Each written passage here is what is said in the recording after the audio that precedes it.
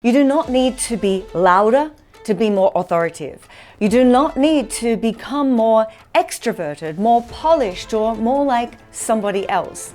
But you may have a few unconscious habits that are causing people to experience your expertise at a lower level than you actually operate. And I call these authority leaks. Small, repeated behaviors that quietly dilute the weight of what you're saying, and often without you even realizing it. So in this video, I'm going to share 5 of these leaks for you to become aware of. If you're new here, welcome to my channel. My name is Lisa Hugo. I'm an executive voice and communication coach, and I've worked with thousands of founders, leaders, consultants, and experts to become the voice that people listen to, trust, and follow when the room matters. If you already sense that your communication isn't quite matching the level you need to operate, please just check out that link in the description where you can explore working together.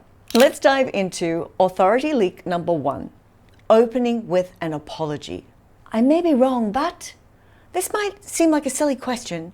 Sorry, I just wanted to add. You might believe that this makes you sound collaborative and considerate, but it tells the room not to take your contribution too seriously before you've even made it. So instead, try this. Here's what I'm seeing. Or my perspective is this. Or if you genuinely are adding to something that's already been said, try this. Building on that, here's the piece that I would add. You can be thoughtful without diminishing yourself. Okay, authority leak number 2. Hedging your language. This one is quiet, but it might be one of the most common of all 5. I think potentially maybe we could look at. It might possibly be worth considering.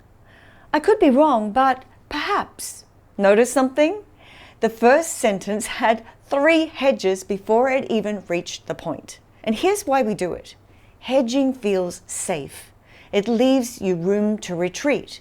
If you're wrong, you can say, well, I did say maybe, or I did say potentially, and it protects you from being pinned down. But here's what it actually does to the listener. It tells them you don't trust your own conclusion, and if you don't trust it, why should they? Hedging doesn't make you sound humble. It makes you sound unsure of something that you're actually sure of. The fix isn't to become falsely certain about everything, but it's to separate your confidence in the idea from your openness to being wrong.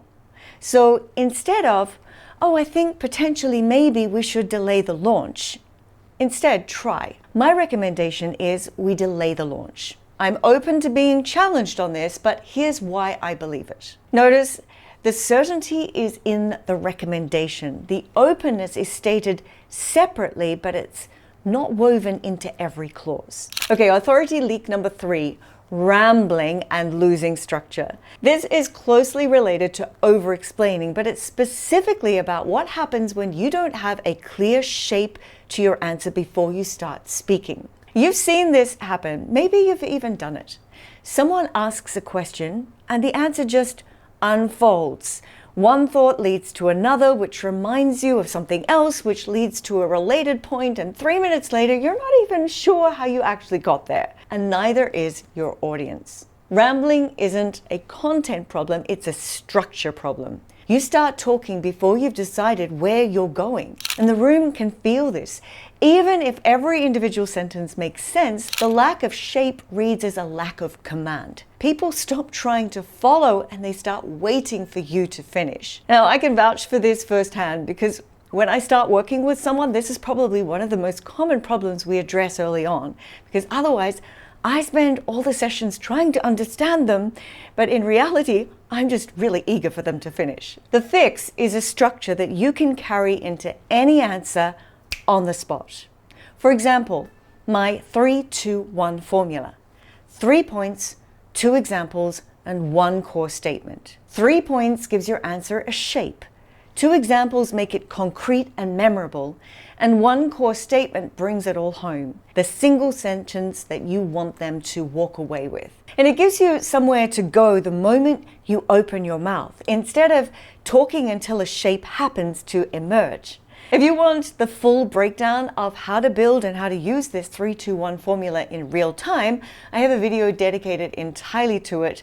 The link is in the description, so you can watch that one after this video. Okay, authority leak number 4, rushing, not just when you're challenged, but also when you're nervous. When you feel challenged or when you're nervous, you might feel that you start to speak faster. A new room, big stakes, a senior audience, camera on, the nerves rise and so does your pace. You start rushing to get through it as if getting to the end faster is going to make that discomfort end faster too.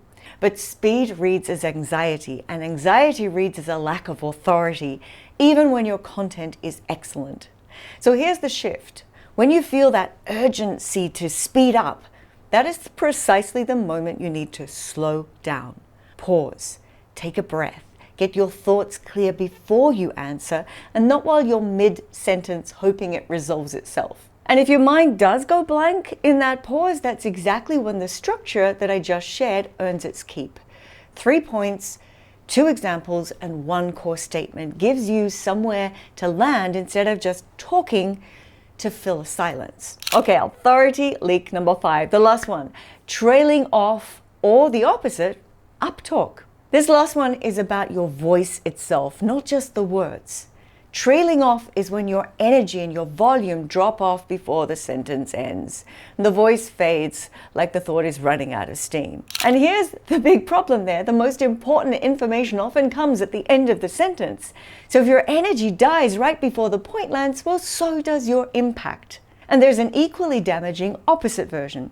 Ending every sentence with your voice rising, like you're asking a question, even when you're not, like you're reading off a checklist, waiting for permission. That's called uptalk, and it quietly turns statements into requests for approval. Now, both leaks come from the same root, not finishing the thought with intention. So here's the fix. Speak to the comma and speak to the full stop. A comma means there's more coming. Your voice can stay open, energy sustained. The full stop means this thought is complete. Let your voice land there, down in pitch, settled in energy, not trailing away, not lifting up in a question. And then stop. Breathe. Let the silence sit for a second.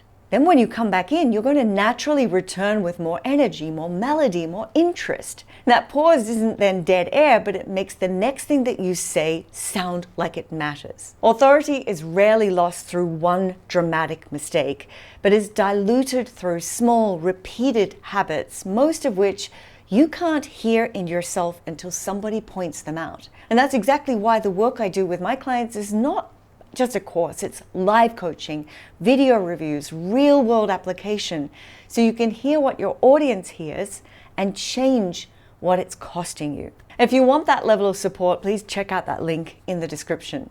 But here's an exercise I'm going to leave you with. Before your next meeting, choose one of these leaks to watch for. And even better, ask a colleague to listen for one of these and to give you some feedback.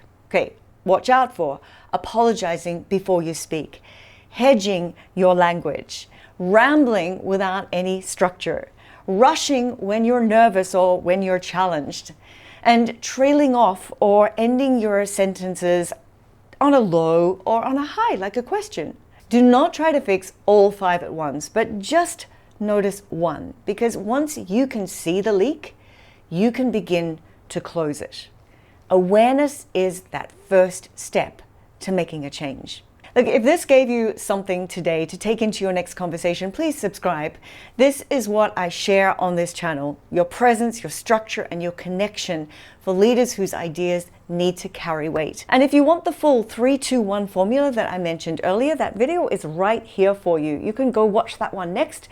I'll put the link also into the description. And if you are ready to close that gap between being highly capable and being consistently influential, you'll also find the link to explore working with me below. Okay, I appreciate you. I'll see you in the next video.